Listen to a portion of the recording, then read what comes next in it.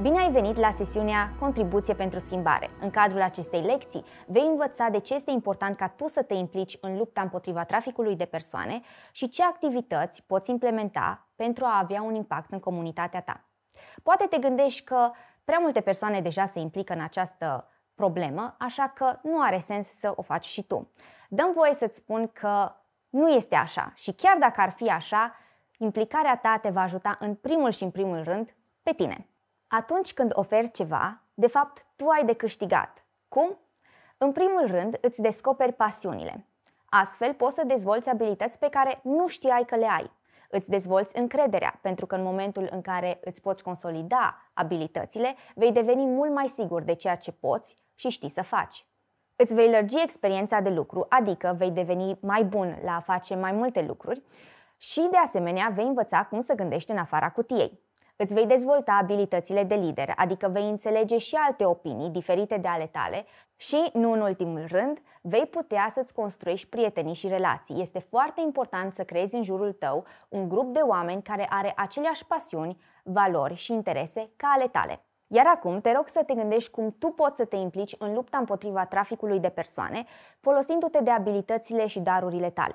Iată câteva idei pentru inspirație.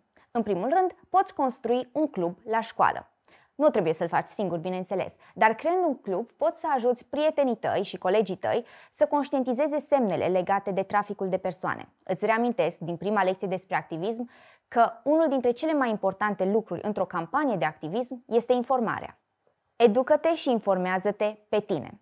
Este important că atunci când vorbești despre o problemă să știi tot ceea ce este de știut despre ea. În momentul în care lumea te va întreba despre aceasta, vei ști fără ezitare să le spui lucruri suficiente și pertinente, adică de calitate, care să atragă atenția asupra seriozității acestei probleme.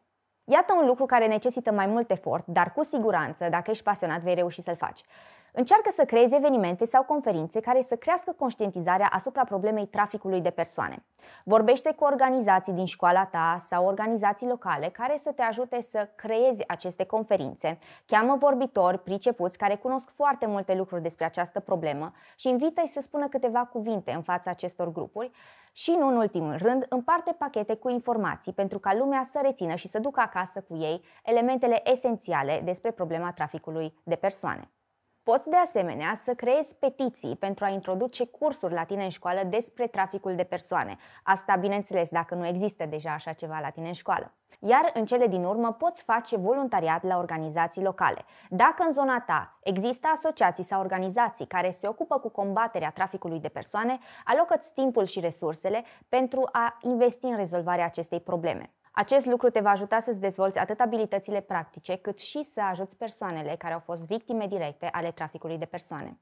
Te încurajez să accesezi linkul de mai jos pentru a vedea o listă de contacte a ONG-urilor din România unde poți face voluntariat.